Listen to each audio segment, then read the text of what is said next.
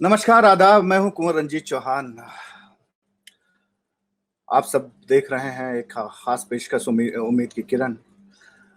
एक ऐसी पेशकश जिसके लिए हम लोगों ने इंतजार किया, बरसों से इंतजार किया, और कि हम किसी भी तरह से जिस शख्सियत से हम आपका तारुफ कराने जा रहे हैं, उस शख्सियत को हम अपने प्लेटफॉर्म पे ऑन ग्राउंड किसी तरह से उनको मदऊ कर पाए, उनको दावतनामा दे पाए। वो मौका आया भी, लेकिन कोरोना के कारण हमको आगे बढ़ाना पड़ा वो अपना प्रोग्राम जश्न अदब का। लेकिन ऑनलाइन हमने कोशिश की, और कहते हैं ना कि अगर आप कोशिश कीजिए, शिद्दत से कुछ पाने की कोशिश कीजिए तो आपको मिल ही जाती है। मोमिन खां मोमिन का एक शेर है, उस गैरते नाहिद की वो शान है दीपक, शोला सा लपक जाए है आवाज तो देखो। दोस्तों, हमारी शायरी में मीर को खुदाए सुखन कहा जाता है। मीर का तसव्वुर इस तरह से किया जाता है कि उन्हें सेपरेशन का शायर कहा जाता है। बहुत से लोग उन्हें कहते हैं कि he is a poet of separation, विरह का शायर। लेकिन शायरी जो है, हमने जब मीर को अपने बचपन में, मीर तो नहीं जानते थे, लेकिन जब बाद में हमने शायरी पढ़ी और उस आवाज को रिलेट किया पीछे जा करके, तो मुझे लगा कि अगर मीर का कोई तसव्वुर हो सकता है और मीर को कोई कह सकता है, तो वो सिर्फ हम शारदा सिन्हा जी कर सकती हैं। और उनसे बहुत बचपन की, पता नहीं कब अल्फाज कम पड़ जाएंगे इस वक्त बोलने में, कि आज हम उनको आपके रूबरू कराने जा रहे हैं, उनसे मिलने जा रहे हैं। शारदा सिन्हा जी, हम पद्म भूषण शारदा सिन्हा जी हमारे दरमियान हैं। मैं उनका इस्तकबाल करता हूँ। नमस्कार मैम। नमस्कार। अंशुमान जी उनके बेटे हैं, वो भी हमारे साथ हैं। और अंशुमान जी ने ये काम हमारे लिए आसान कर दिया कि वो शारदा जी तक हमें किसी तरह से, उन्हें आज जो दीदार हो सका है उनकी बदौलत हो सका है। और शारदा जी का तारुफ तो अभी यतीन जी जब बात करेंगे तो आपको बताएंगे। यतीन मिश्रा साहब जाने माने लेखक हैं, साहित्यकार हैं, कवि हैं। उनका एक लिटरेरी उनके, यतीन जी नमस्कार। पहले ही आप आ गए, हम सोच नमस्कार। तो हम सोच रहे थे कि जो है यतीन जी के साथ हमने एक डिस्कशन अभी देखी थी, आलिमाना गुफ्तगू हुई थी हमारी फिल्मों पर, और जिसमें हमने देखा कि यतीन जी ने क्या किसी एकेडमिक बातें बताई जो हम लोग नहीं जानते थे, और वो सेशन बार बार सुनने का मन करता है। तो जाहिर है कि हमारी कोशिश ये माफ कीजिए, कोशिश ये थी कि हम यतीन्द्र जी को शारदा जी के रूबरू ले आए और उनसे शारदा जी से वही कुछ बात कर सके। मैं तो बहुत छोटा हूँ, गजलों पर बात करते तो जरूर मैं शामिल हो जाऊंगा, लेकिन मैं अब ये स्टेज आदरणीय शारदा जी, पद्म भूषण शारदा सिन्हा जी और यतीन्द्र मिश्र जी के हवाले करता हूँ कि अब ये इस गुफ्तगू को आगे बढ़ाएं, इस सेशन को आगे बढ़ाएं, और हम सब इस चमत्कार को सिर्फ देख सकते हैं और इसको नमस्कार ही कर सकते हैं कि ये जो चमत्कार आज हो रहा है जश्न अदब के मीडियम से। आप लोग हाजरीन जो देख रहे हैं वो इसको ज्यादा से ज्यादा शेयर करें अपने पेज पर, जश्न अदब के पेज पर, जिससे शारदा जी की आवाज आप तक और वो आप तक पहुंच सके। यतीन्द्र जी और शारदा जी, अब आपके हवाले। नमस्कार शारदा जी। नमस्कार अंशुमान भाई। जश्न अदब के मंच पर आपका स्वागत है, और मेरी खुशकिस्मती है कि मैं आज आपसे रूबरू, भले ही वो लाइव के तौर पर बात कर पा रहा हूं। आपका बहुत स्वागत करता हूं, और जश्न अदब के पेज से जो शारदा जी के प्रशंसक, संगीत प्रेमी इसे देख रहे हैं, सुन रहे हैं, उन सबको नमस्कार करता हूं। शारदा जी की किसी परिचय का मतलब सूरज को दिया दिखाने जैसा मामला है। बिहार कोकिला है, सरस्वती पुत्री है, खुद उनका नाम शारदा है, और लोक संगीत को अपने गीतों से, अपने परंपरा से जिस तरह से उन्होंने समृद्ध किया है, बिहार की धरती को उन्होंने सींचा है। विंध्यवासिनी देवी की एक परंपरा है, शारदा सिन्हा की परंपरा है, कुमुद अखौरी जी की परंपरा है, भरत शर्मा व्यास जी की परंपरा है। बिहार उन सब से समृद्ध होता रहा है। हम लोगों ने बचपन से रेडियो से कुछ देवी गीत, कुछ नचारियां, कुछ शिव भक्ति के गीत, तमाम सारे संस्कार गीत, वो सारी चीजें सुनी हैं। कभी हम उसे विंध्यवासिनी देवी के कंठ से फूटता हुआ देखते थे, और कभी हम उसे शारदा सिन्हा जी की आवाज में सुनते हैं। शारदा जी, आपको प्रणाम करता हूं, और मेरा खुद का बचपन आपके बहुत सारे गीतों से भीगा हुआ है। मैं चाहूंगा कि जैसे किसी भी कार्यक्रम की हम शुरुआत करते हैं, आप अपनी शुरुआत उसी देवी गीत से करें जो देवी गीत घर घर में व्याप्त है, जिसे तमाम भारतवासियों ने सुन रखा है, मिथिलांचल को लोगों ने सुन रखा है। और ये बातचीत इसलिए भी बहुत आकर्षक है कि एक अवध की धरती का व्यक्ति मिथिला की कोकिला से बात कर रहा है। सिया रानी की धरती की गायिका को राम जी की धरती से प्रणाम करता हूँ, और मैं चाहूंगा कि जगदम्बा घर दिए ना बार आइल हो, जगतारण घर में दिए ना बार आइल हो, इससे आप शुरुआत करें। हमारे तमाम श्रोता और दर्शक तुरंत जुड़ जाएंगे और अपने उस अतीत में चले जाएंगे जब उन्होंने बचपन में किशोरावस्था में इस गीत को सुना है, इस देवी गीत को सुना है, और HMV के पुराने रिकॉर्ड पर, डिस्क पर शारदा जी की आवाज में इसे सुन रखा है। बिल्कुल, बहुत बहुत बहुत अच्छा लगा ये जो आपने अयोध्या की बात कही और मिथिला की बात कही। वाकई आज है भी जानकी नवमी, तो जी बहुत अच्छा जी। वो बिल्कुल, वो जगदम्बा घर में दियरा बार ऐनी जिसकी चर्चा आपने की है, वो वाकई ऐसा ऐसा लगता था एक समय में।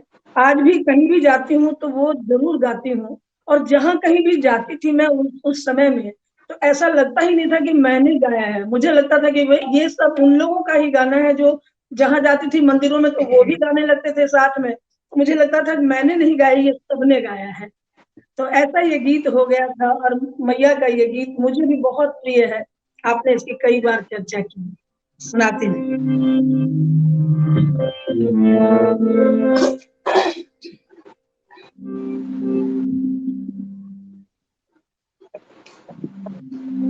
जगदम्बा घर में दियरा बार वही है, जगदम्बा घर में दियरा बार वही है, जगतारण घर में दियरा बार वही है, जगदम्बा घर में दियरा।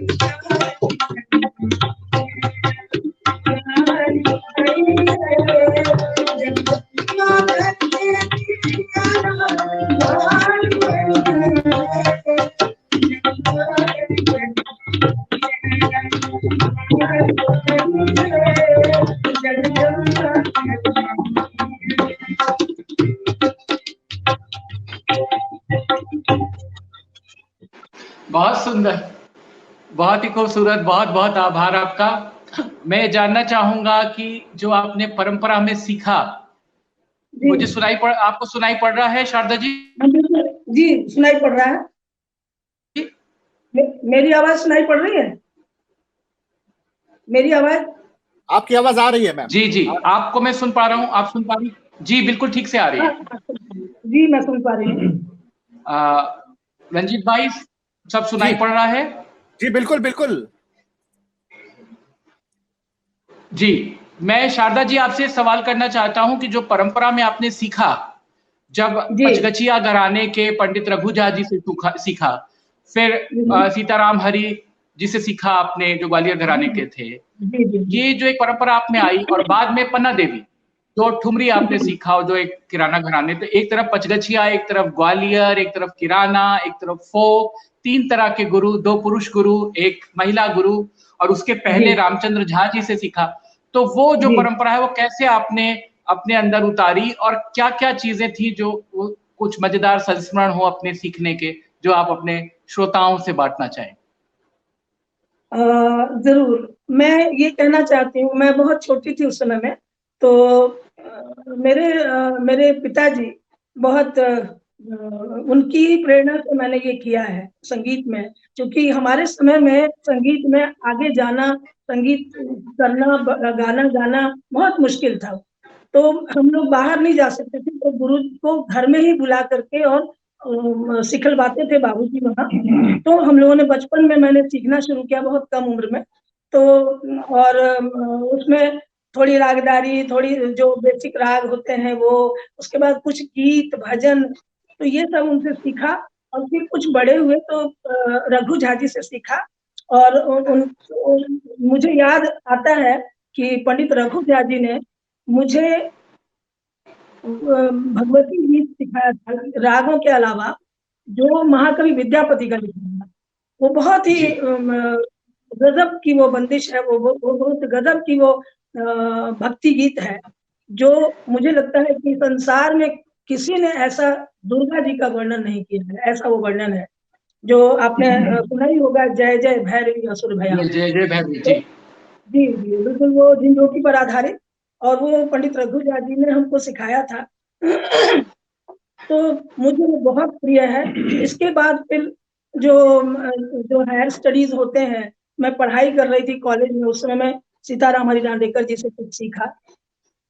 फिर जब मेरी शादी वादी हो गई थी, तब मैंने वो पन्ना देवी जी जितने दिन उपलब्ध रही, उतने दिनों तक उनके साथ, उनका साथ रहा, और जो कुछ भी थोड़ी बहुत मैं सीख पाई। तो मुझे लगता है कि सारी चीजों का एक समावेश जो है, वो मेरे गीतों में वो भाव ढल के आया। मुझे लगता है कि जो भी पचगछिया घराने का जो गायन शैली थी, वो, या दांडेकर जी जैसे गाते थे वो, या हमारी पन्ना देवी जी जो गाती थी, जो पूरब अंग की चीजों को जो गाती थी, वो किसी छोटी सी चीज को इतना ऐसा गाती थी, कहती थी, लोग वाह न करे शारदा, लोग आह करें। तो ऐसी चीजों को, जी, तो इन सारी चीजों का रस मुझे लगता है कि थोड़ा थोड़ा मेरे गायन में जरूर आया होगा। और मैंने कोशिश की कि हमारा जो लोक संगीत है उसकी, क्योंकि लोक संगीत मैं जानती नहीं थी ना उस समय कि मैं लोक संगीत आगे चल के गाऊंगी, मुझे पता नहीं था। गाया और लोगों को अच्छा लगा, बढ़ती गई, लोगों ने उसे बहुत प्यार दिया। फिर मैंने अपने लोकगीतों में बेसिक्स को रखते हुए, मूलता को रखते हुए कुछ प्रयोग करती गई है, और इन्हीं जो सीखा था, इनका समावेश मेरे साथ हमेशा रहा। इसीलिए मेरे लोकगीत गायन में थोड़ा फर्क रहा। मैंने थोड़ा नहीं, बहुत सुंदर है। और एक सबसे जरूरी बात जो मुझे दिखाई पड़ती है कि लोक गायन की जो एक सीधी परिपाटी है, हो सकता है वो पन्ना देवी के कारण आया हो, कि जो एक पुकार आप लेती हैं गीतों में, बीच में खास करके छठ पूजा के गीत में लेती हैं, नचारियों में लेती हैं, शिव भक्ति गीतों में लेती हैं, तो वो पुकार बिल्कुल अलग से वो पूरा बंग से निकल के आती है जो लोक गीतों में गई। चाहे वो छठी के गीत उठा ले, चाहे हम ये कादई के शिव का मनाई भो शिव मानत नाही, और भोला के देखे ला बिकल भइल जियरा, तो वो जो सब आपने किया है, वो मुझे लगता है कि वो कहीं ना कहीं, जी मुझे याद है, मेरे बचपन का गीत है, मेरी दादी गाती थी, और मुझे लगता है कि आपको सुन के और विंध्यवासिनी देवी को सुन के गाती रही होंगी। तो भोला के देखेला बिकल भइल जियरा बचपन से मेरे कान में पड़ा हुआ है, और आपकी आवाज में जब सुना तो मेरे लिए और बड़ी बात हो गई। आप अगर 2 लाइन गा देंगी कोई शिव भक्ति गीत, तो वो बहुत आकर्षक हो जाएगा। जरूर गाऊंगी। मैं चाहती हूँ कि एक अंतरा में वो जो झिंझोटी में है, वो जय जय भैरवी महाकवि विद्यापति, उसको जी जी बिल्कुल उसके बाद में बोलता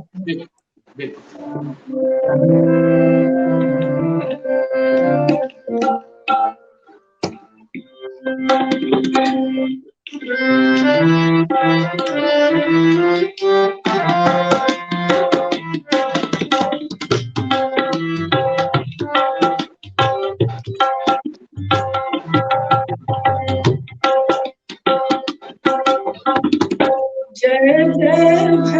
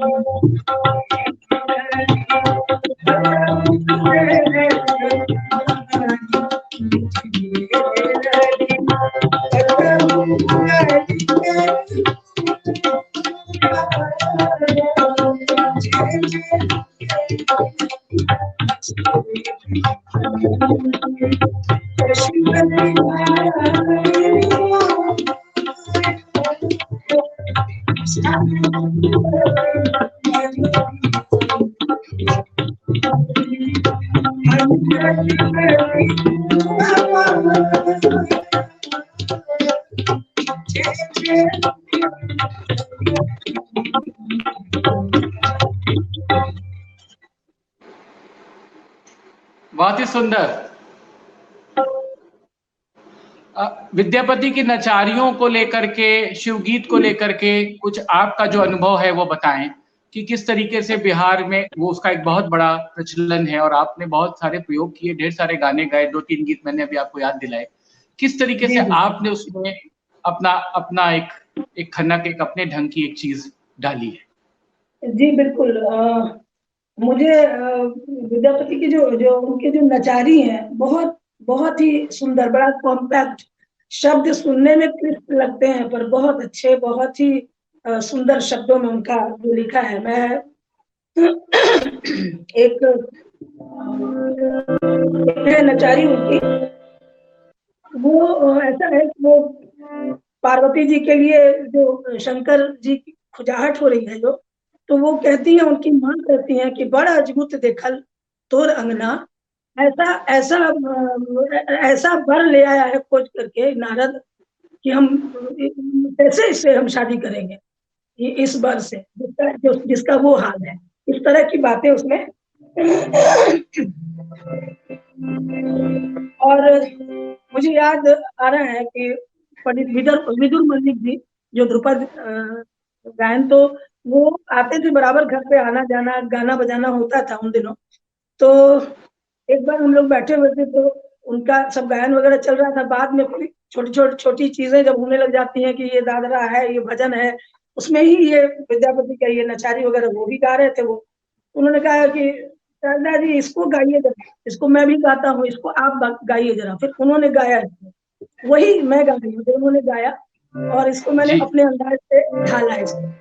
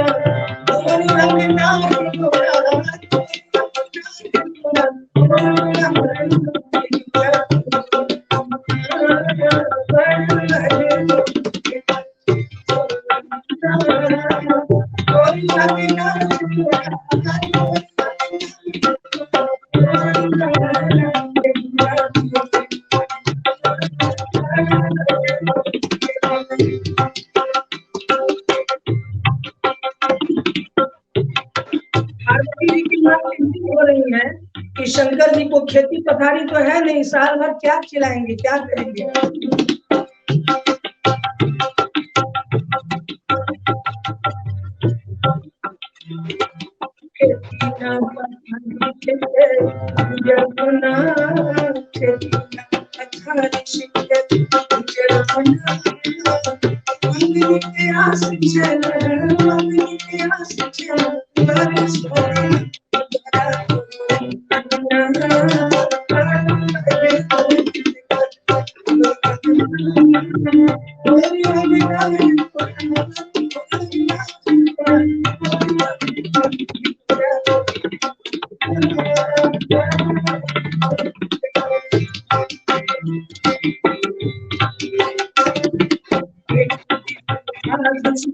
करे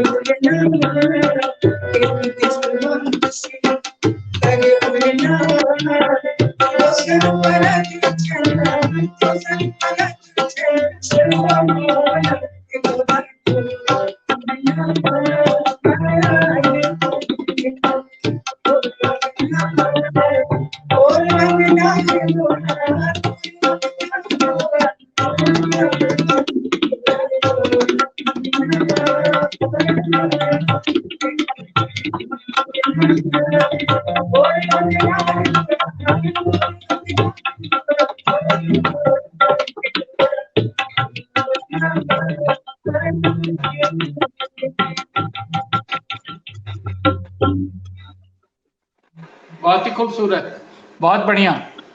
आपको भक्ति से श्रृंगार की ओर लेके चलते हैं, जो आपने लोग की जमीन पे बहुत बड़ा काम किया है, फिल्मों में भी किया है। एक बहुत सुंदर, बहुत ही प्रचलित गीत है, पटना से बैदा बुलायदा नजरा गईली गुइया, और ये बहुत मशहूर हुआ। हमारे अवध में भी तारा बानो फैजाबादी गाती थी, गौने की रात दुखदाई हो चुप जाला कंगनवा। उसी तर्ज पे ये बहुत सारे गीत इस तरह के गाए जाते थे। तो इस तरह का जो गाना है, उसमें जो एक एलिमेंट आप डालती हैं, और जो बिल्कुल वो भक्ति से और वो छठ गीत से और वो देवी गीत से बिल्कुल अलग रहता है। उसमें एक बिल्कुल उन्मुक्तता है, उल्लास है।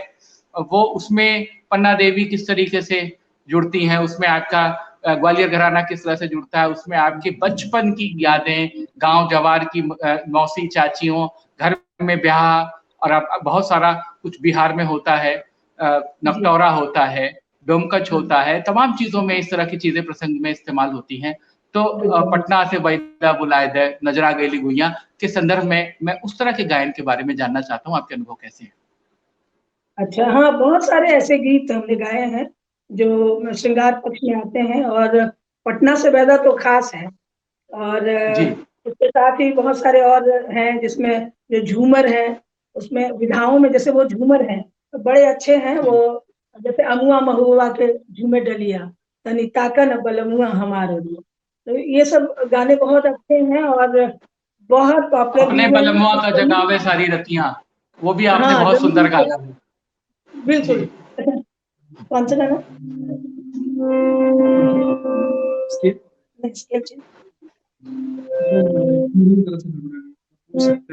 वो स्केल चेंज कर लो क्या? नहीं, टाइम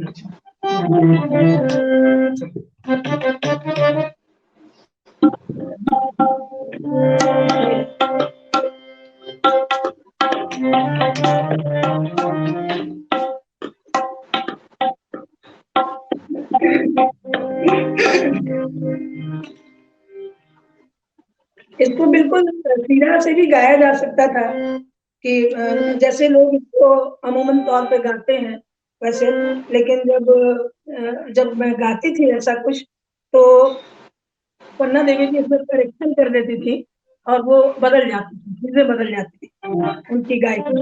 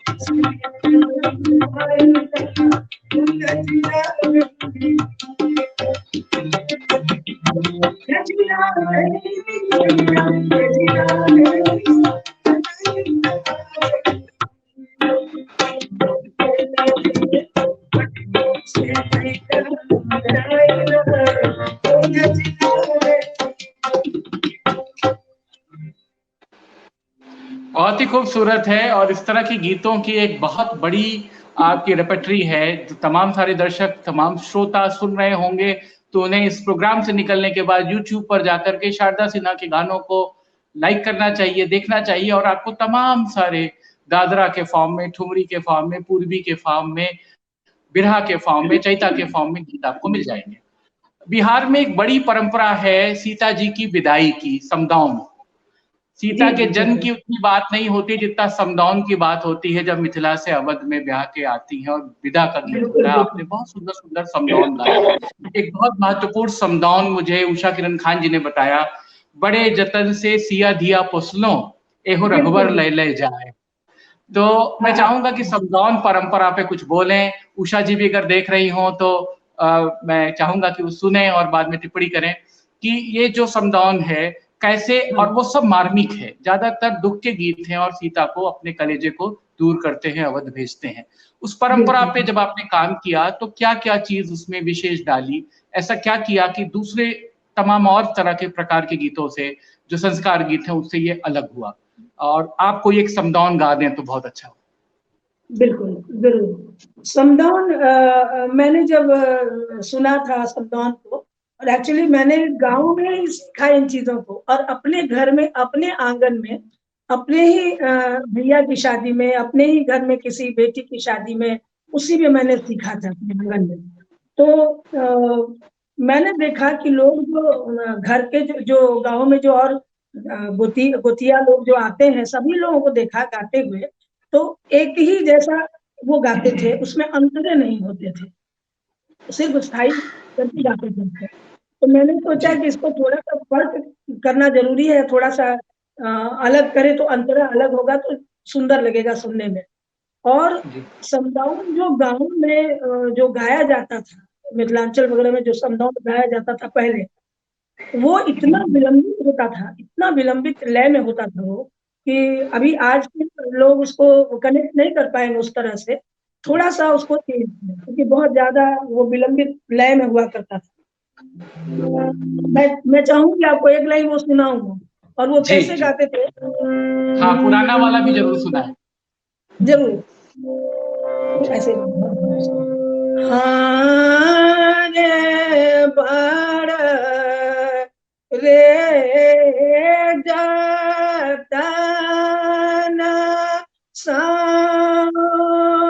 सिया धिया पोसलो,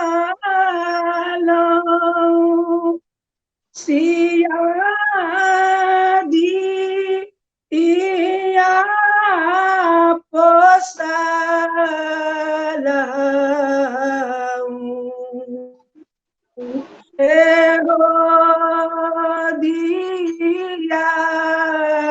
राम ने जाए, ऐसे गाया जाता था। ऐसे ऐसे करके, और जो बुजुर्ग महिलाएं होती थी वो लोग गाती थी इसको, गाते गाते लड़की विदा होती थी। तो मैंने इसको अपने से थोड़ा सा बदल के, वैसे ही जो उसकी ओरिजिनलिटी वैसी लगी, पर थोड़ा सा बदला उसको और अंतरा बनाया। बड़ा रे जतना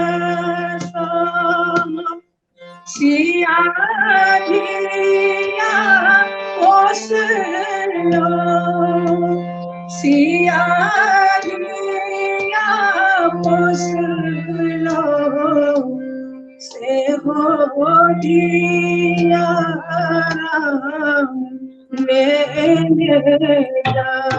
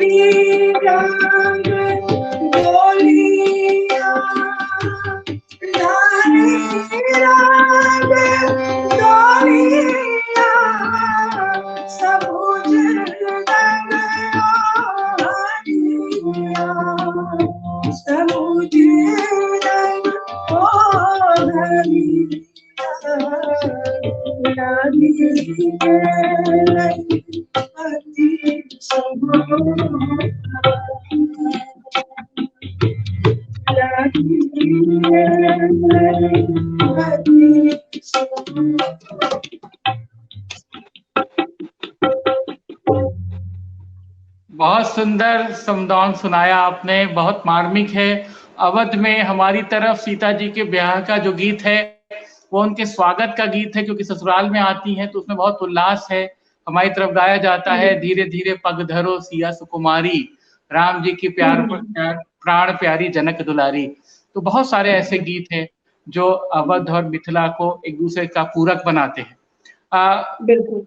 बिहार में सिनेमा का जो एक रंग रहा है, खास करके भोजपुरी फिल्मों का, चित्रगुप्त जी एक बहुत बड़ा उसके एक प्रतीक हुए संगीतकार, बहुत पढ़े लिखे व्यक्ति थे। गंगा मैया तो है पेरी चढ़े वो, लागी नहीं छूटे राम, भौजी, गंगा, तमाम फिल्मों में बहुत उत्कृष्ट गीत दिए और निर्गुण बहुत सुंदर बनाए, खास करके हे गंगा मैया तो है पेरी चढ़े। उस पूरी परंपरा को किस तरह से आप देखती हैं, और क्या कभी हे गंगा मैया गाने का मन हुआ? अगर आप गाती तो किस तरह से गाती? तो अगर उस तरह पे कोई आप बात करें, उस पूरी परंपरा पे प्रकाश डालें कि वो गीत जो भोजपुरी से, वो हिंदी फिल्मों के ही गीत मान लिए गए, वो भोजपुरी से निकल के पूरे भारतवर्ष के गीत हो गए, और निर्गुण की जो परंपरा रही सिनेमा में भोजपुरी। भोजपुरी फिल्मों की शुरुआत ही है गंगा मैया जो है पेरी चढ़े वो से हुई, और मुझे लगता है कि आज तक उतनी पॉपुलर कोई फिल्म नहीं हुई होगी जितनी वो फिल्म पॉपुलर हुई थी, और जितना लोगों ने उस फिल्म को चाहा, प्यार दिया, और वो जितना लोकप्रिय हुआ। और उस समय आज तो फिल्में बहुत बड़ी बड़ी बजट की फिल्में बनती हैं, बहुत कम बजट में, और ऐसी फिल्म बनी थी वो, एक से एक गाने उसके थे। और मैं तो इतना, मुझे इतना पसंद है वो सारे गाने उसके। उसमें हे गंगा मैया कोई तेरी चढ़े, वो इतना बढ़िया वो गाना है। और उतना ही सुंदर उसका धुन, गाने का बोल इतने अच्छे। और चित्रगुप्त जी का कोई जवाब नहीं, एक से एक गाने उन्होंने दिए हैं। मैं बहुत चाहती हूँ, उस गाने को बहुत प्यार करती हूँ, मैं सुनती रहती हूँ। हाँ? गाना वैसे भी आप इसको आवाज लगाइएगा तो बहुत अच्छा लगेगा। ऐसे गाना ऐसे गा दीजिए। कोशिश करती हूँ, एक लाइन गाती हूँ, जी बहुत पसंद है। हे गंगा मैया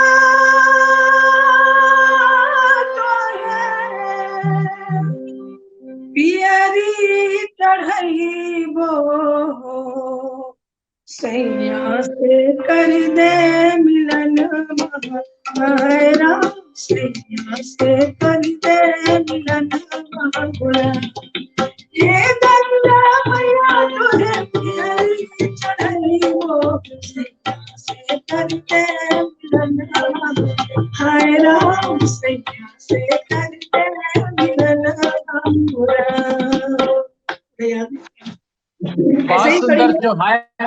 जो हायराम किया है, वो आपकी जो पुकार है वो गजब है। मैंने प्यार किया में जो आप उसमें गाती हैं, कहे तो ऐसे सजना ये तोरी सजनिया, पग पग लिए जाऊं तोरी बलैया, में एक लाइन आती है, लाज निगोड़ी मोरी रोके है पैया, पग पग लिए जाऊं तोरी बले। तो लाज निगोड़ी में जब आपने एक बहुत सुंदर अपना एक वृत्त, एक आलाप, एक सुर खींचा है, मैं चाहूंगा कि इसी समय उसको भी जोड़िए और कहे तो उसे सजना सुनाइए, और उसके गाने की प्रक्रिया बताइए कि कैसे वो गाना बना और किस तरह से वो एक अमर गीत बन सका। बिल्कुल, वो राजश्री प्रोडक्शन का वो गीत मेरे संगीत यात्रा में बहुत महत्वपूर्ण रहा। ये दरअसल मैंने एक गीत बनाया था, कंपोज किया था एक गीत को, जो भोजपुरी गीत था। तो ये मेरा वो जो कैसेट था उन दिनों, खैली बड़ा धोखा उसका नाम था, और उसमें 8 गीत थे, सारे मैंने कंपोज किए थे। उसमें एक गीत जो मैंने गाया वो बहुत, उन लोगों को बहुत अच्छा लगा, राज साहब को। उन्होंने कहा कि ये गीत बड़ा अच्छा है, ये इसको, राम लक्ष्मण जी सारे लोग बैठे हुए थे, सबने कहा कि भाई इसको हम लोग रखेंगे बेस में, आपका गीत जो बनेगा वो इस पर बनेगा। तो हमने गाया उस गीत को। वो गीत मैं 2 लाइन पहले वो सुनाती हूँ कि वो गीत क्या था। भोजपुरी गीत है वो, और कंपोजिशन है वो। दूसरी बात है कि वो जैसे मुजरे होते हैं ना, मुजरे टाइप का वो गाना था। कुछ बोलब चाहे, कुछ बोलब चाहे, कौनो सजादा, कहीं का कसूर कनी इतने बता का कसूर कनी इतने बता, कहे तो सजना ये तोहरी सजनिया, पगली बलैया में पगली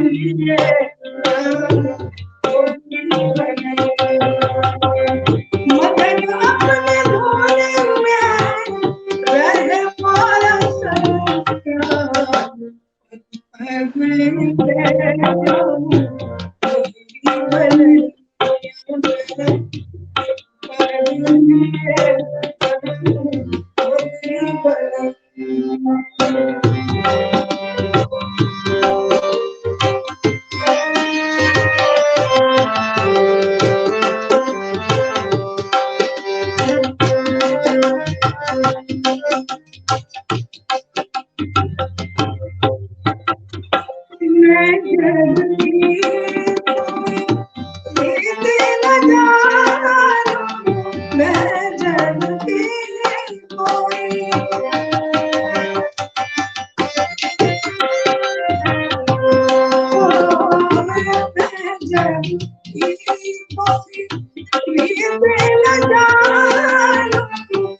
मांगता तो है सिंदूर मानो तुझे चूड़िया मोरी तुझे कलैया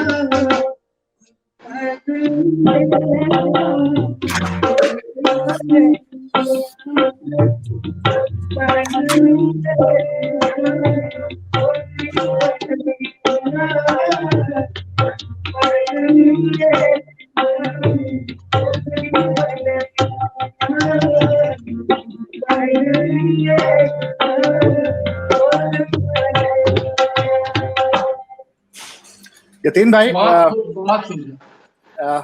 मैं सिर्फ इतना कहना चाहता हूँ शारदा जी कि ये इश्क की, मोहब्बत की वो अप्रतिम परिभाषा है जिसको फिर उसके बाद नहीं गढ़ा गया।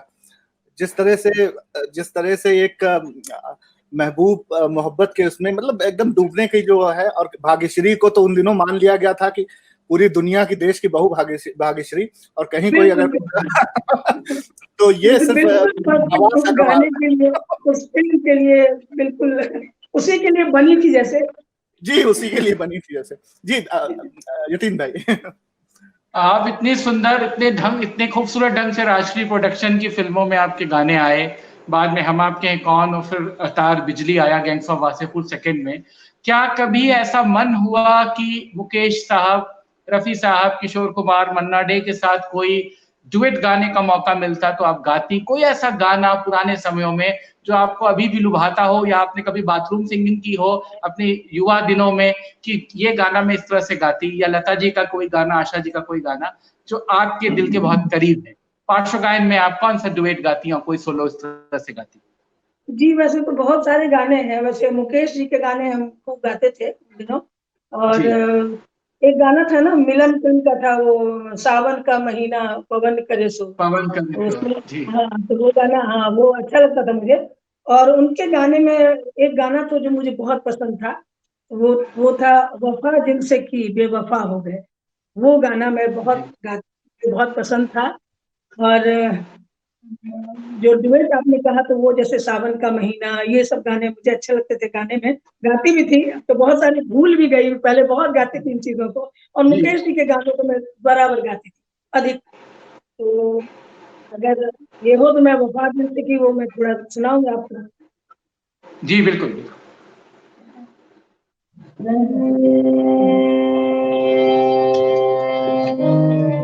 ऐसे याद है, वफा जिनसे की बेवफा हो गए, वो वादे मोहब्बत के क्या हो गए। वफा जिनसे की बेवफा हो गए, वो वादे मोहब्बत के क्या हो गए। वफा जिनसे की जो कहते थे हम तो सदा है तुम्हारे, जमाने में सबसे हमें प्यारे। जो कहते थे हम तो सदा है तुम्हारे, जमाने में जिनको हमें सबसे प्यारे, वही आज हमसे जुदा हो गए। वो वादे मोहब्बत के क्या हो गए। वफा जिनसे की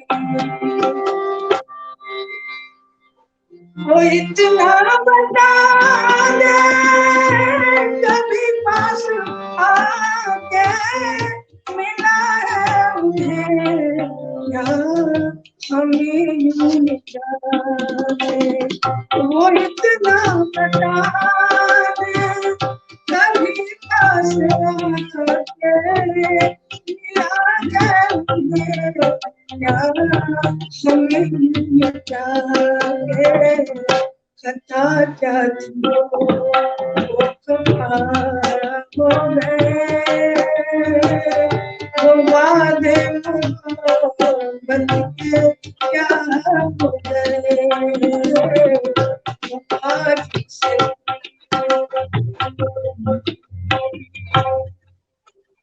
बहुत सुंदर। मैं फिर बिहार की ओर ले चलता हूं आपको।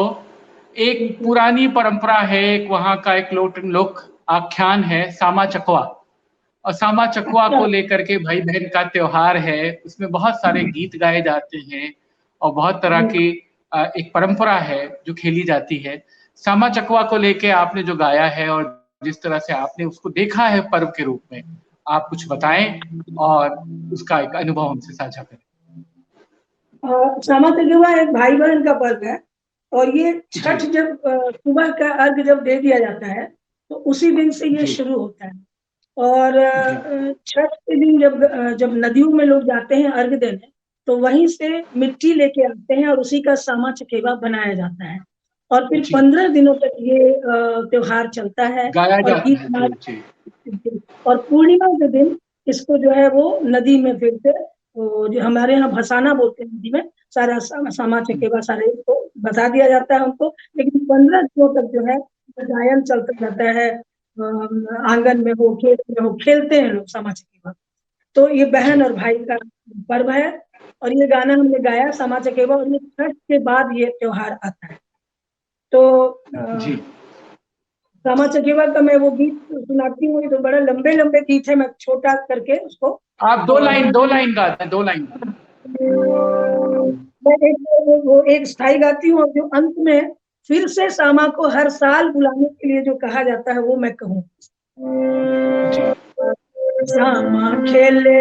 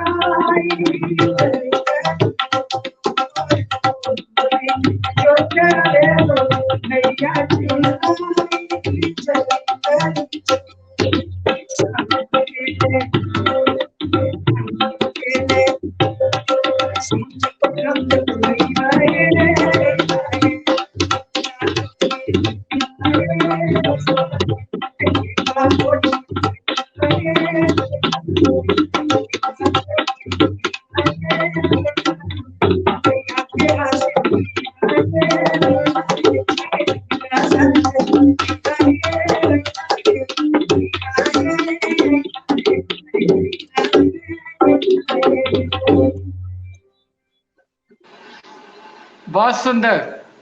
सामा चकवा पूरा नहीं होगा छठ के बगैर, और छठ आपका मतलब एक बहुत बड़ा सिग्नेचर है पूरे बिहार, पटना, सब जगह। विदेशों में भी जो लोग छठ मनाते हैं वो आपको सुनते हैं, विंध्यवासिनी देवी जी को सुनते हैं और तब उनका छठ पूरा होता है। एक तरीके से वो एक ऐसा पर्व हो गया है कि वो लंदन में टेम्स में भी होता है, लखनऊ में भी होता है गोमती के किनारे, और पटना में भी होता है, जुबरी तिलैया में भी होता है।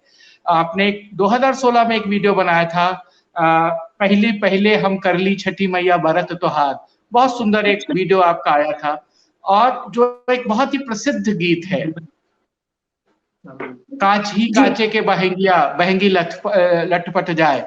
तो वो मैं चाहूंगा कि कांच ही कांचे के बहेंगिया बहेंगी लटपट जाए वाला गीत आप सुनाएं, या पहले हम कैली छठी मैया बरत त्योहार और छठ को लेकर के जो बिहार की परंपरा है, जो बिहार में गायन की वो उसका जो एक पारंपरिक जो धुन है, जो एक पारंपरिक नोट पे गाया जाता है, उसकी चर्चा। बिल्कुल छठ हमारे यहाँ छठ बिहार का तो एक बहुत ही महत्वपूर्ण पर्व है और अब तो ये ग्लोबल हो चुका है, बिल्कुल वैश्विक हो चुका है पर्व ये।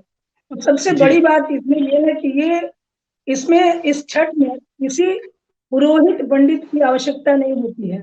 ये खुद लोग इसमें अपने पुरोहित बनते हैं, खुद ही पंडित होते हैं। और सीजनल जो भी फल होते हैं, जो गृहस्थ खेती करते हैं और उनका जो फल सीजनल होता है, बस उन्हीं चीजों को लेकर के यह पर्व किया जाता है। और कहा जाता है कि एक ही ये ऐसा पर्व है और पूजा है जिससे भगवान से साक्षात दर्शन होता है, सूर्य का दर्शन होता है साक्षात।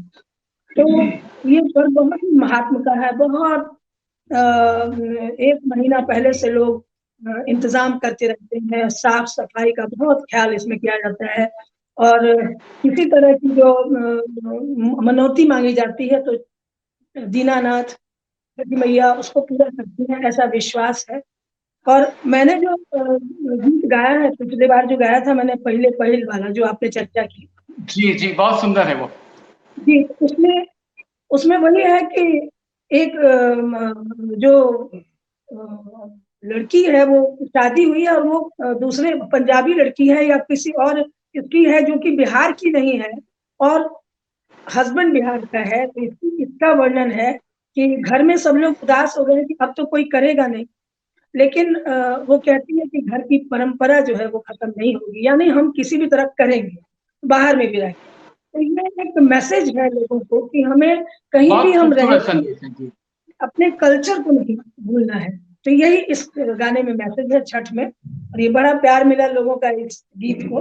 और बहुत खूबसूरत है, बहुत बहुत भावुक कर देने वाला है वो जी। इसी पर्व में मेड इन इंडिया जो बेस्ट कुकीज है, जिसको हमारे यहाँ ठेकुआ बोलते हैं, उसका बिल्कुल, बहुत ज्यादा महत्व है। ठेकुआ का महत्व बहुत ज्यादा है। जिसके लिए हम लोग छुट्टी ले लेके आते थे कि ठेकुआ हमारी खाते तरफ हैं। भी है, हमारी तरफ ठेकुआ वट सावित्री के पूजा में इस्तेमाल होता है। हाँ हाँ, उसके लिए आपके यहाँ ठेकुआ जो है छठ में चढ़ता है, अवध में अभी आने वाला है जेठ में, तो वट सावित्री व्रत होगा तो उसमें ठेकुआ चढ़ता है। ठेकुआ चढ़ता है। ठेकुआ का बहुत महत्व है इसमें।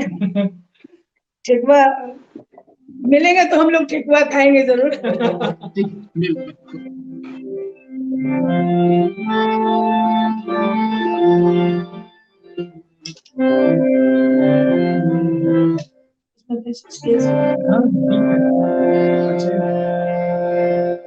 पहिले पहिले हम कहीं छठी मैया बरत तोहार, छठी मैया बरत तोहार, परिवार क्षमा छठी मैया, भूल चूक करती हाँ, भूल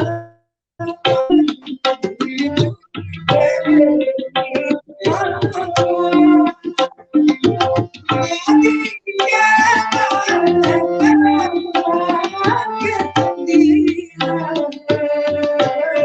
छठी मैया ममता भूला, छठी मैया ममता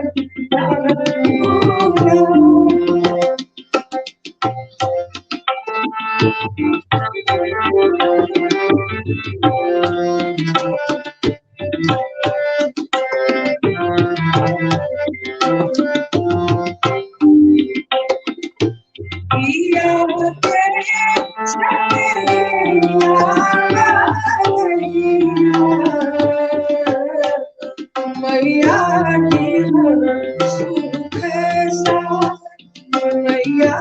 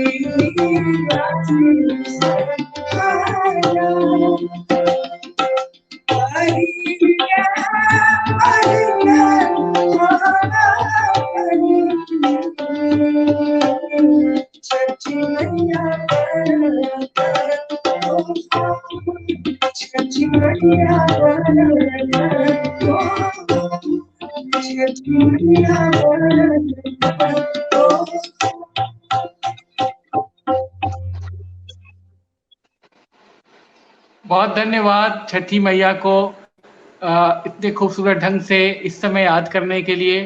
छठी मैया सब पे कृपा करें, कोरोना का संकट दूर हो और सभी लोग स्वस्थ हों, लॉकडाउन जल्दी खत्म हो। आप इतना सुंदर गा रही हैं, बता रही हैं, हम लोगों को जाने का मन नहीं है। थोड़ी देर और चर्चा कुछ मिनट आगे बढ़ाते हैं। मैं चाहूंगा कि जी मैम, मेरी आवाज आ रही है मैम? आवाज आ रही है? आ रही है जी। हम यतीन भाई, हम अभी तो बहुत कुछ है, अभी 15-20 मिनट है हमारे पास, तो जाहिर है कि ये जो एक फोक म्यूजिक है, एक लोक संगीत है, ये तो आपने खूब पूछा। ये आवाज जो है ये मुकम्मल नहीं हो सकती गजलों के बगैर। और मैं वही सवाल पे आ रहा था जी। किसी की याद, उनका एक एल्बम है सीरीज का बहुत पुराना, किसी की याद, तो मैं अभी उसी पे आता, लेकिन बहुत अच्छा है, आप पूछिए जी। सिब्बा, बस मुझे ये था। और मैम, इससे पहले कि गजलों की तरफ आए, हम लोग बचपन में सुना करते थे, बड़ी ख्वाहिश है, क्योंकि हमारा बचपन वो ठीक को ठीक दोपहरिया में, यतीन भैया, हम लोग बैठ करके वो रेडियो पे बगिया ना सोहे राजा, और बस नहीं पता था मतलब क्या है, कैसे है, कुछ लोग गुनगुनाया करते थे। तो और उसके बाद जो है, ये बहुत बाद में पता चला। और एक वो पनिया के जहाज से, तो हमारे यहाँ जो नई नई शादियां होती थी, उसमें वो बजता रहता था, वो लोग वो है, और हम लोग उस पर डांस करते रहते थे, गुनगुनाते रहते थे। वो दो लाइन अगर गुनगुना दें मैम, तो बड़ी मेहरबानी होगी। और उसके बाद फिर यतीन भाई वो गजलों की बात हम करेंगे जी।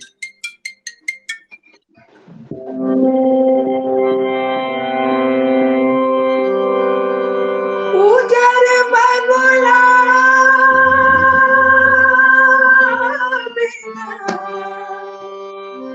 पिपरो न शोभे, कोयल बिने, कोयल बिने, कोयल बिने बगिया न शोभे, कोयल बिने बगिया न शोभे, कोयल बिने बगिया न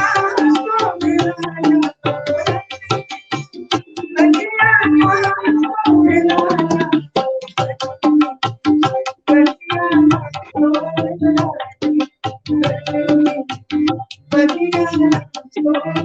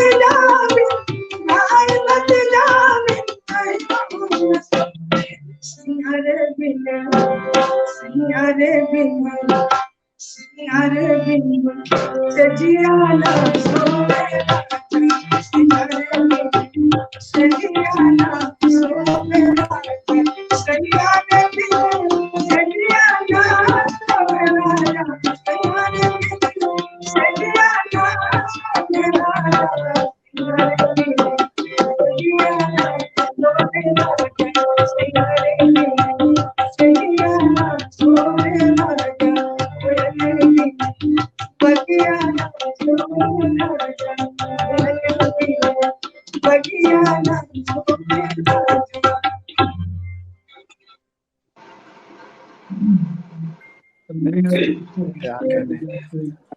और दूसरा रणजीत जी का, वो दूसरा उनकी दूसरी फरमाइश आपकी पनिया के जहाज से। हाँ, ये दरअसल ये गिरमिटिया जो मजदूर यहाँ से जो ले गए थे मॉरिशस प्रणब जी, ये उस वक्त का गाना है कि उनकी प्रियाओं को तो ये पता नहीं था कि ये लौटेंगे, तो कौन सी जगह, कब लौटेंगे, क्या, तो उन्होंने फरमाइश की कि जब लौटना तो मेरे लिए ये ले आना, वो ले आना। उन्हें पता नहीं था कि वो जो जाएंगे तो वहीं बस जाएंगे, वो तो गए वहीं बस गए सारे लोग। ये गाना सही है।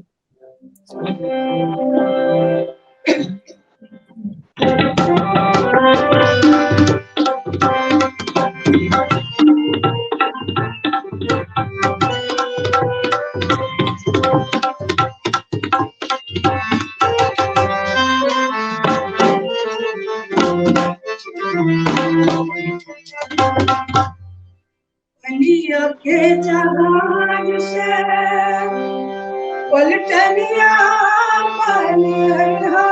पिया, दुनिया के जहाज से पलटनिया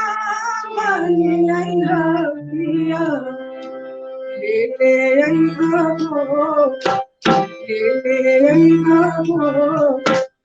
ले ले अइहा पिया सिंदूर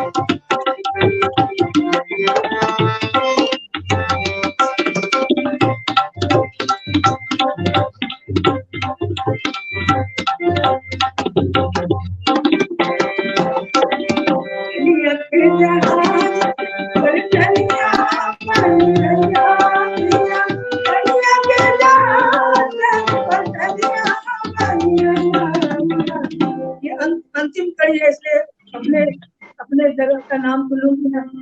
ले ले बड़ी छोटी सी चीज है, कहाँ की है और कैसी है, देखिए उसके बिना क्या होता है। ले ले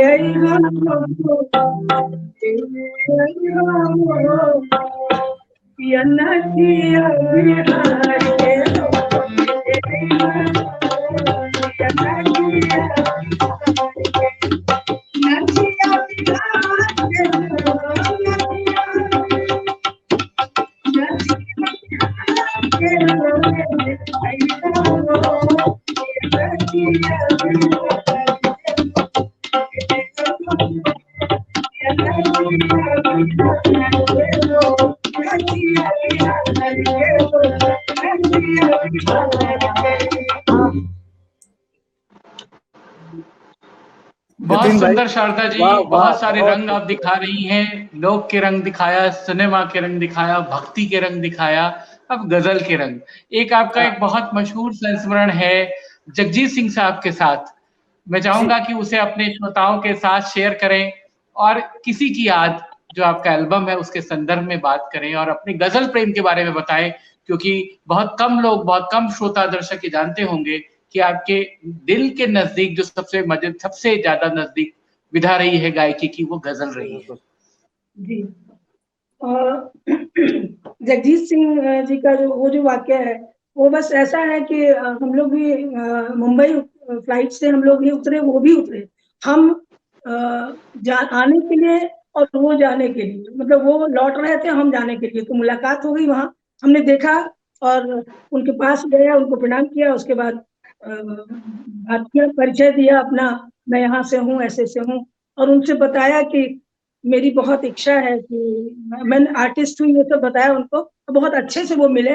मुझे पहले तो बड़ा डर लगा कि पता नहीं अच्छे से मिलेंगे कि नहीं, कैसे मिलेंगे, क्योंकि उनका जब अनफॉरगेटेबल जो निकला था उनका जो एल्बम, तो बहुत उसकी फैन थी और बहुत उसको गाती थी। कुछ जब निकलेगी तो दूर तलक जाएगी, बहुत दीवानी थी उसकी, सरकती जाए है। तो मेरा बड़ा मन था कि इस आवाज के साथ अगर मैं गा पाती तो बहुत अच्छा लगता। मैंने बड़ी इच्छा थी मेरी कि मैं गाती। तो खैर, तो हमने उनसे कहा कि मेरी बहुत इच्छा थी कि मैं आपके साथ मिलकर कुछ काम करूं।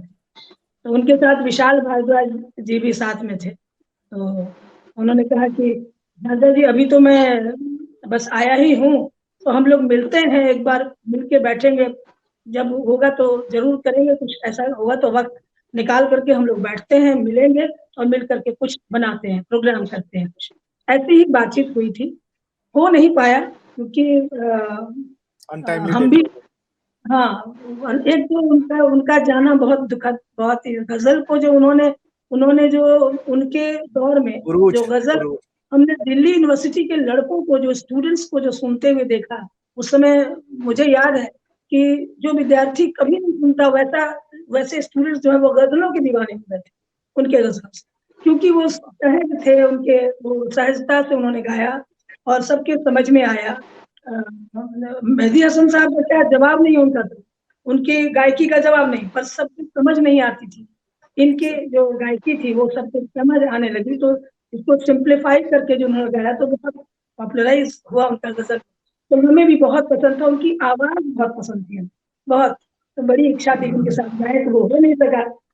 तो मैम एक जो गुलजार साहब ने सीरियल किया था गालिब पर, तो गालिब की जो गजलें हैं ऐसा लग रहा था कि नसीरुद्दीन शाह साहब ही गालिब के लिए बने और वो आवाज गालिब की रही होगी जो जगजीत सिंह साहब ने की। और वो पर्सियन जो गालिब की पर्सियन गजल्स भी कुछ थी जिसमें पर्सनलाइजेशन ज्यादा था, फारसी ज्यादा थी, उस गजल को भी इतना आसान बना देते थे जगजीत साहब कि ऐसा लगता था कि बस बिल्कुल सब कुछ समझ में आ रहा है, सब समझ में आता है। हाँ बिल्कुल, समझ में नहीं आता था अदरवाइज में, तो उनके गाए हुए गीत बहुत समझ में आने लगे। तो इसलिए बहुत बड़ी इच्छा होती थी कि उनके साथ कुछ काम कर सके, लेकिन संभव नहीं था, नहीं हो सका। खैर अभी यतीन भाई ने कहा किसी की याद के संग जी, और उसमें एक करके गुलशन पे नजर, वो बड़ी मशहूर आमिर खान की वो गजल है, पूरी तो याद नहीं है, थोड़ी बहुत जो याद है नहीं मेरे सामने वो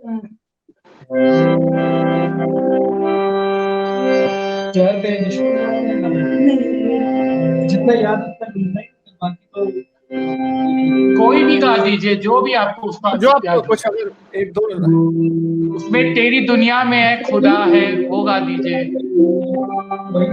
तेरी दुनिया में खुदा ही कहना ना, अगर तेरी खुद दुनिया में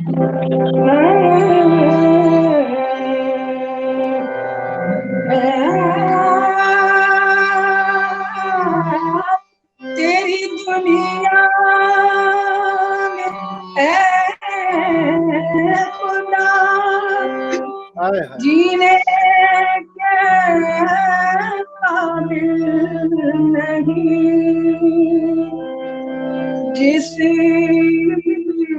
खुशी की थी तमन्ना वो खुशी हासिल नहीं।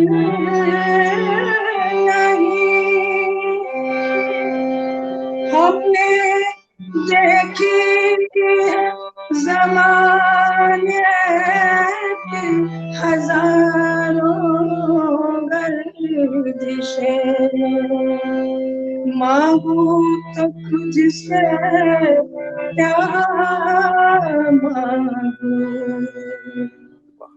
देने के काबिल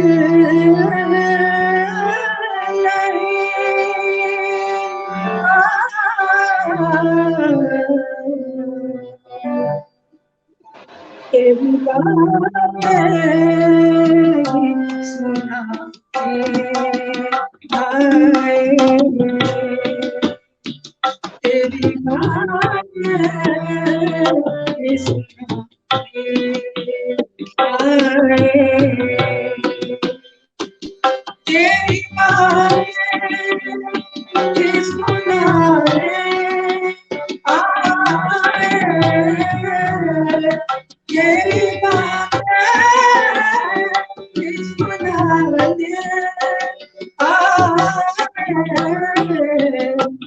दोस्ती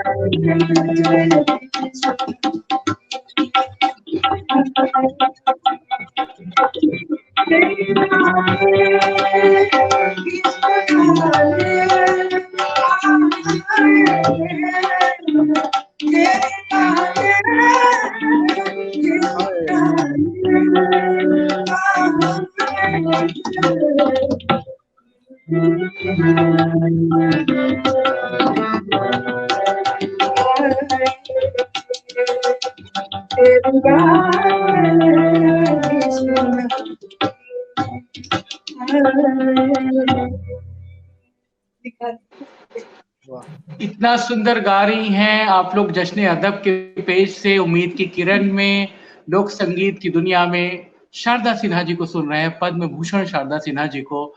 एक ऐसी गायिका जिनकी आवाज की जो पाटदारी है, आवाज का वजन क्या होता है, ये आप समझ सकते हैं जब आप गा रहे हैं। उसमें वो कण, उसमें जो मीण, उसमें जो मुर्कियां, उसमें जो खटके, उसमें जो पलटे, जो सब कुछ जो एक जब बेलौज ढंग से मौजूद है, उसमें बिहार का एक लोक रंग मचा हुआ है, उसमें ग्वालियर घराना है, उसमें पचगछिया घराना है, उसमें आपका किराना घराना मौजूद है, उसमें भिखारी ठाकुर कहीं से हैं, उसमें विद्यापति की नचारियां हैं, उसमें छठ है, उसमें निर्गुण है, उसमें चित्रगुप्त के संगीत की एक व्याप्ति है जो पीछे वितान में फैली हुई है, उसमें शारदा सिन्हा मौजूद हैं जो आपके लिए सुख के मौके बटोर रही हैं, आपको भरे बाह गले लगा रही हैं। एक ऐसा गीत, एक ऐसा एक पूरा म्यार है लोक संगीत का, उपशास्त्रीय संगीत का, गजलों का जो आप अपने अभी देखा। मैं चाहूंगा कि शारदा जी कुछ और बातें अपनी बताएं, उस परंपरा के बारे में बताएं जो अभी उन्होंने गैंग्स ऑफ वासेपुर 2 में गाया, जिसमें बिहार के ही लोक नायक जयप्रकाश नारायण जी की भी चर्चा आती है, उसके बगैर भी ये सत्र पूरा नहीं होगा। और वो जो पूरा एक कलेवर है, अभी बहुत सारी बातें छूट गई हैं जो हम कभी फिर कभी करेंगे, जिसमें संस्कार गीतों का मामला है, जिसमें सोहर है, बन्ना है, सोंठ है, जीरा है, पीपर है, उलारा है, चैती है, फाग है, होली का उत्साह है, तमाम सारी चीजों में जो विन्यस्त है शास्त्रीय संगीत, उपशास्त्रीय संगीत, लोक संगीत, उसका एक बहुत अहले मुकाम है शारदा सिन्हा। मैं चाहूंगा कि गैंग्स ऑफ वासेपुर 2 का तार बिजली जरूर गाएं और उसका प्रसंग बताएं, कैसे वो बनाया गया, और उसमें जयप्रकाश नारायण जी की जो चर्चा आती है उसको भी गुनगुनाएं। मैम, गजल आपसे अभी महरूम है, गजल को अभी आपकी बहुत जरूरत है, और तो 2-4 एल्बम तो अभी और इंतजार में है यतीन भैया, आप भी गुजारिश कीजिएगा कि अभी तो बहुत सारी ऐसी गजलें हैं जो आपके इंतजार में है। और मेरी इच्छा है, मैं चाहती तो हूँ कि मैं गाऊं उसको, बहुत इच्छा है मेरी, कोशिश करूंगी, मैं सोच रही हूँ। अब तो अभी तो हम लोग लॉकडाउन में है, अब इसके बाद ही कुछ हो सकता है, लेकिन प्रयास करूंगी। लेकिन आपने लॉकडाउन में इस मंच के माध्यम से अपने बहुत सारे श्रोताओं को अभिभूत किया है, आशीष दिया है, हम सब आपके आभारी हैं। इतने कमेंट्स आ रहे हैं कि अभी एक एक बताते जाएं, सैकड़ों कमेंट्स हैं हमारे पास लाइन। मैं चाहूंगा कि इस कार्यक्रम से निकलने के बाद आप लोग जश्न अदब के पेज पर आके कमेंट करें, शारदा सिन्हा जी से जुड़े, उनसे कोई सवाल करना है तो करें, और जाकर के YouTube पर सुने, अपनी सांस्कृतिक विरासत को देखें, छठ को देखें, सामा चकेवा को देखें, समदाउन को देखें, ब्याह को देखें, सहाना को देखें, और शारदा सिन्हा को सुने, विंध्यवासिनी देवी को सुने, मालिनी अवस्थी को सुने, तमाम बड़े कलाकारों को।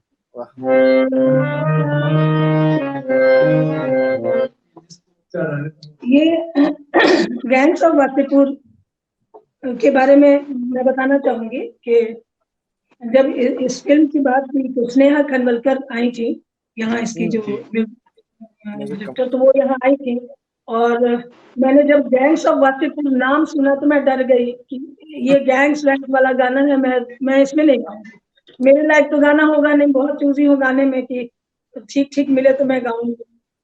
कई सारे ऐसे मिले भी थे मुझे, मैंने प्यार किया के बाद, वो क्या कुछ दिल का ट्यूबलाइट जलाओ और ये इस तरह के चीज, मैंने कहा नहीं मैं नहीं गाऊंगी उसको, मुझे मेरे लायक कुछ मिले तो मैं गाऊंगी, वरना मैं वही ठीक हूँ। तो गैंग्स ऑफ वासेपुर से मैं बहुत डरी, तो स्नेहा जी ने मुझे समझाया कि नहीं, उसमें नाम है वो, आपका गाना तो शादी का गाना है, शादी का बैकग्राउंड है। तो हमने पूछा, सुना उसको गाने को, तो मुझे अच्छा लगा, कहा ये तो शादी का गाना है, तो गाऊंगी। और फिर ये गाना जो है ये फोक पर आधारित है। ये मेरी माँ गाती थी। वो 2 लाइन में सुनाती, एक पंक्ति वो तो आप समझेंगे उसको, वो गाना जो है वो भी झूमर ही है। राधे कोने बने जो तोहार सुरती, राधे कोने बने तोहार सुरती, मथुरा में डोलू बनारस में तू, मथुरा में डोलू बनारस में तू, राधे खड़ी खड़ी तोहार सुरती, राधे कोने बने तोहार सुरती। हर बिजली से, हर बिजली से, बिजली से,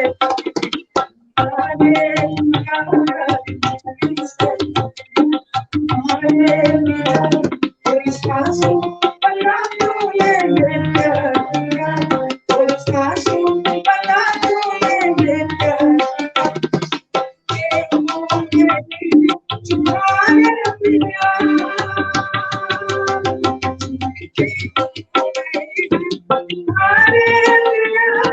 बेचारे पिया, संभाले पिया, कुछ खाते नहीं,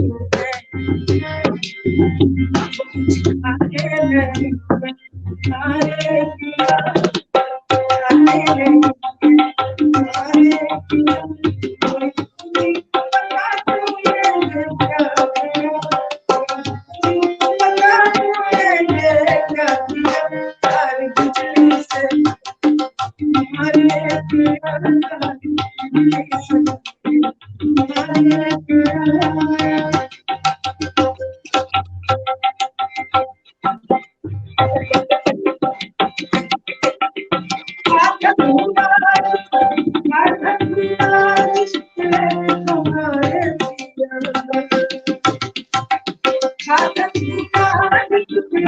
हमारे पिया, हमारा धक्का न उठले हमारे पिया, बता दो मेरे क्या पिया,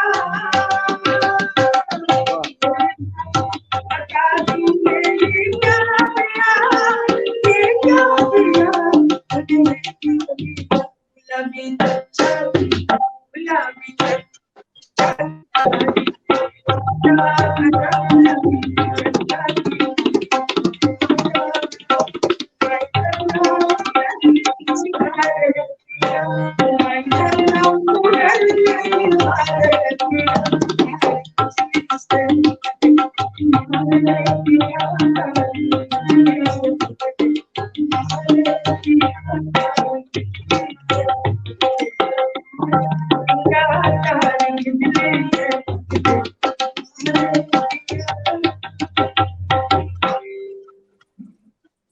बहुत सुंदर शारदा जी, बहुत सुंदर बातें बहुत सारी हैं, आपने बहुत सुंदर रसवर्षा की है। चलते चलते हम एक आखिरी सवाल आपसे करना चाहते हैं। आने वाली पीढ़ियों को जो नए गायक गायिकाएं लोक संगीत में हैं, पार्श्व संगीत में आना चाहते हैं और तमाम सारा काम कर रहे हैं, उनके लिए आपका क्या संदेश है? वो क्या रियाज करें, किस तरह से गाएं, किस तरह से अपने को संभालें कि उनकी आवाज में वो एक कशिश आए, उपज आए और वो आगे बढ़े। शारदा जी, एक मैम अगर आप इजाजत दें इस मैसेज से पहले, यतीन भाई, तो जो हम आपके हैं कौन का वो विदाई गीत है हम सुन लें। वो वसीम से मैं कहता हूँ, वसीम जरा उसको सुना दीजिए। वसीम जरा प्ले कीजिए, वसीम प्ले कीजिए। मुझे लगता है कि वो गाना भी इनकी आवाज में सुन लेना चाहिए, उसको प्ले मत कराओ। शारदा जी गा दीजिए। हमने कवाली आगे कर दी है आधे घंटे, हमारा 9:30 बजे था, हमने उसको आगे कर दी पहले ही। बिल्कुल ठीक है। शारदा जी एक गुजारिश है, 2 लाइन वो भी कर दीजिए। ये ओरिजिनल तो है ना, उसके तो स्केल डिफरेंट है, ये उसमें तो ऊंचे स्केल से गाया है जी जी, ये डिफरेंट स्केल में अभी गाऊंगी जी।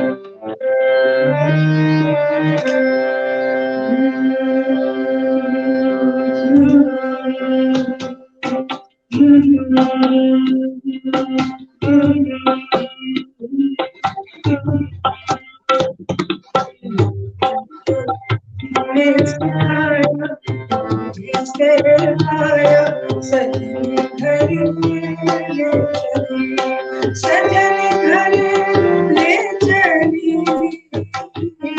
सजन घर ले चली।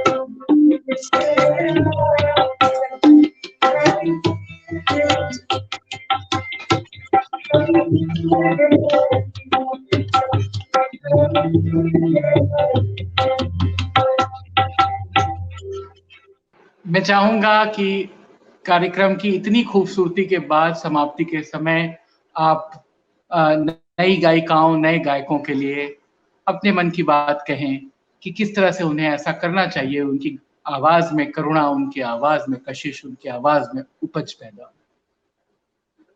जरूर, मैं यही कहना चाहूंगी, अभी जो युवा कलाकार जो इस क्षेत्र में आ रहे हैं और आना चाहते हैं और आगे अच्छा करना चाहते हैं, सबसे पहली बात है कि रियाज बहुत जरूरी है। और रियाज में स्वर साधन जो करते हैं वो आजकल क्या है कि बहुत कम समय में, बहुत कम मेहनत में आगे जाना चाहते हैं लोग, तो इसमें दिक्कत आती है, वो टिकाऊपन नहीं होता उसमें। तो मैं यही कहना चाहूंगी कि अपने रियाज को न छोड़े, रियाज जरूर करें, कहीं जाए कुछ भी तो स्वर अभ्यास जरूर करें। और जो लोक में अगर वो लोक गीत गा रहे हैं या कोई भी चीज, तो इसकी ओरिजिनलिटी पर ध्यान दें उसकी, क्योंकि हम मॉडर्न चीज को सिर्फ गा लेंगे उससे कुछ नहीं होने वाला। मॉडर्न भी गाएंगे लेकिन हमारी जो मूलता है उसको हम पकड़ के रखें, उसके साथ जो हमारी मॉडर्निटी है वो भी हम मिलाएं, लेकिन अपनी मूल चीज को, ओरिजिनलिटी को बना के रखें और स्वरों का अभ्यास करें।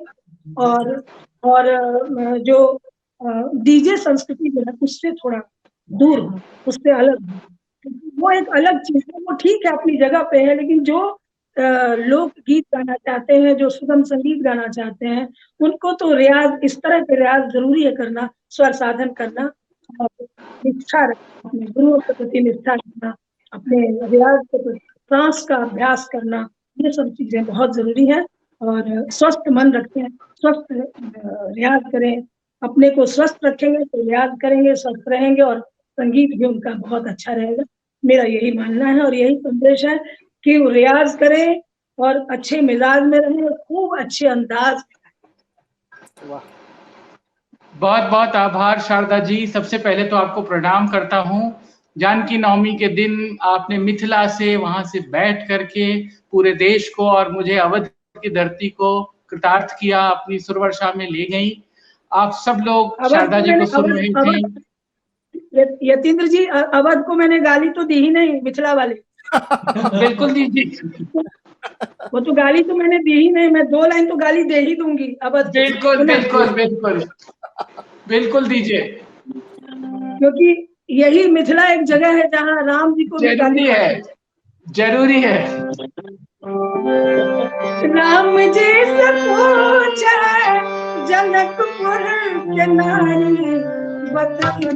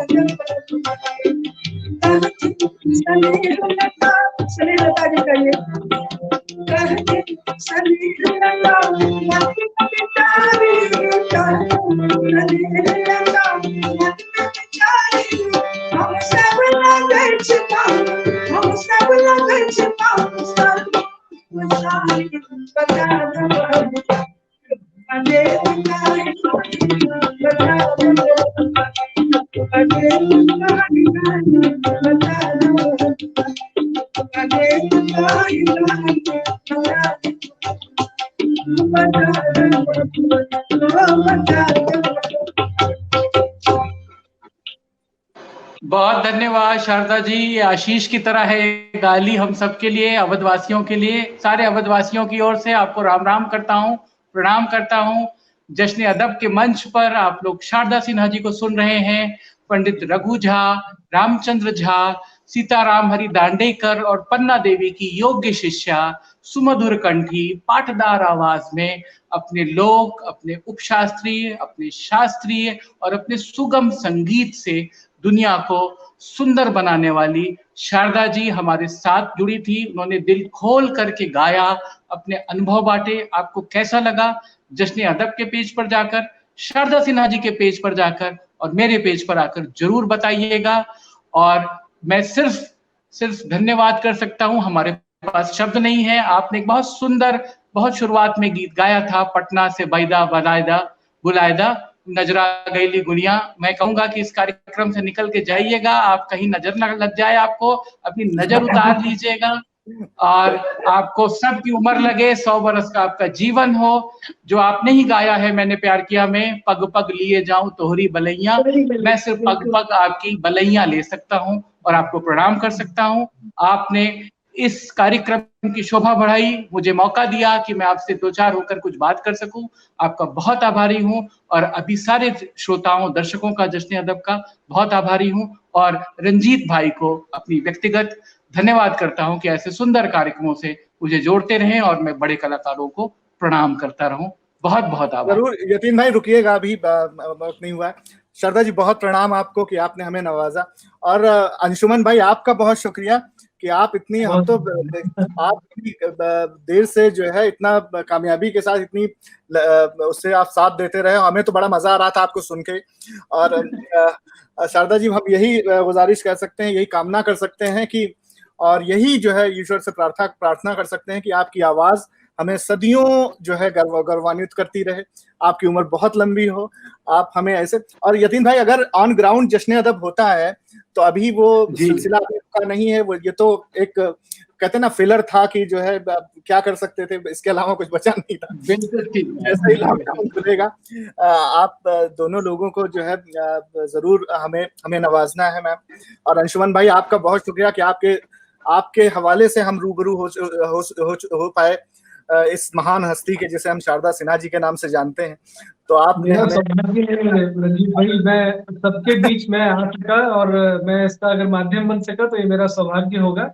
और मैं साथ में ये भी कह दूंगा कि माँ के साथ सब बहुत बड़े बड़े कलाकार लोग बजाते हैं, मैं तो बस साथ ही देने के लिए बैठा था अरे नहीं, ताकि थोड़ा बहुत सपोर्ट मिल कमाल जाए। करा, नहीं नहीं, कमाल बहुत करा। खूबसूरत बात है जी। यतीन भाई आपका बहुत शुक्रिया कि आपके अलावा मैं कोई मौजूद शख्सियत नहीं थी इस इंटरव्यू को करने के लिए, क्योंकि आपके अलावा दूसरा नाम जहन में नहीं आ सकता था। और जिस ये तरह से बात आपने बिल्कुल भैया, मैं भी अपनी ओर से, मेरी ओर से भी बहुत बहुत धन्यवाद और आशीष, बहुत प्यार।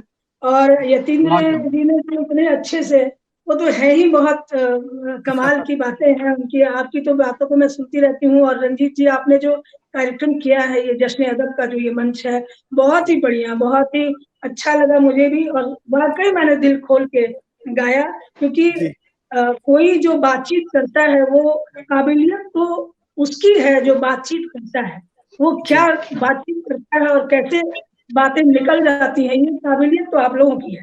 मैंने तो बस, मैं कलाकार हूँ, आपने कहा, मैं छेड़ा, मैंने गा दिया। जी। वो मैम तो रमजान बहुत का अच्छा महीना लगा, चल रहा है, बहुत बहुत धन्यवाद, बहुत धन्यवाद। बहुत शुक्रिया मैम। रमजान का महीना चल रहा है जिसमें कहा जाता है, हजरत अली का कौल है कि बात करो ताकि पहचाने जाओ। तो हमारी जो बातचीत होती है, हमारी गुफ्तगू होती है, वो हमारी शनाख्त होती है, हमारा हस्ताक्षर होता है। और शारदा जी आप आई, आपने हमें नवाजा, वक्त निकाला, हम लोग तो धन्य ही हो गए, हम यही कह सकते हैं। और यतीन भैया आपका बहुत बहुत शुक्रिया, अंशुमान भाई बहुत शुक्रिया। बहुत धन्यवाद। और आप अपना बहुत ख्याल रखिएगा। और आपको हमें बहुत सुनना है, अभी तो आपकी आवाज से पता नहीं कितने लोगों को फैज़याब होना है, कितनी गजलों को बहुत दूर तक जाना है आपकी आवाज के सहारे। तो आप अपना ख्याल रखिएगा। इसी उम्मीद के साथ दोस्तों, मैं कुंवर रंजीत चौहान, यतीन्द्र मिश्र जी का और पद्म भूषण शारदा सिन्हा जी का, अंशुमान साहब का बहुत शुक्रिया अदा करता हूँ। आप लोगों का बहुत शुक्रिया कि आप लोग हमसे जुड़े और आपने हमें नवाजा। लगातार मैं देख रहा था, माफ कीजिएगा आपके कमेंट्स नहीं ले सका, क्योंकि इतनी दिलचस्प गुफ्तगू हो रही थी, इतने दिलचस्प संगीत चल रहा था कि वहां पर मुमकिन नहीं था इंटरप्शन, और तो वो हर्डल की जगह नहीं थी। लेकिन आपके कमेंट्स हमें मिल रहे थे, इंडिविजुअली आपके कमेंट्स पहुंचा दिए जाएंगे। आप लोग शारदा सिन्हा जी के पेज पे जाइए, यतीन्द्र मिश्रा जी के पेज पे जाइए और जश्न अदब के पेज पे आइए। अगर आपको कुछ भी उनसे बात करनी है तो आपको बहुत सारी बातें वहां मिलेंगी, सीखने को बहुत कुछ मिलेगा। एक बात और उन्होंने अपने गुफ्तगू के दरमियान कही कि शोहरत से बचें। शोहरत जो है किसी कामयाबी का आखिरी माइलस्टोन नहीं है। शोहरत आपको खुद मिल जाएगी अगर आप रियाज करते रहे, आप अपने आप से बातें करते रहे। इंट्रोस्पेक्शन बहुत जरूरी है, रियाज बहुत जरूरी है, मेहनत बहुत जरूरी है। शोहरत आपके कदम चूमेगी। इस उम्मीद के साथ, इस दुआ के साथ, आप जश्न अदब के पेज को लाइक कीजिए, यूट्यूब चैनल को लाइक कीजिए, सब्सक्राइब कीजिए और हमसे जुड़ते रहिए। हम ऐसी नायाब शख्सियतों को आपके सामने लेकर के आते रहेंगे, आपसे रूबरू कराते रहेंगे। तब तक मुझे इजाजत दीजिए। अभी 10 मिनट के बाद एक कवाली है हमसर हयात खान साहब की, उसको एंजॉय कीजिए। तब तक मुझे आप इजाजत दीजिए। बहुत शुक्रिया, बहुत नवाजिश। खुदा हाफिज।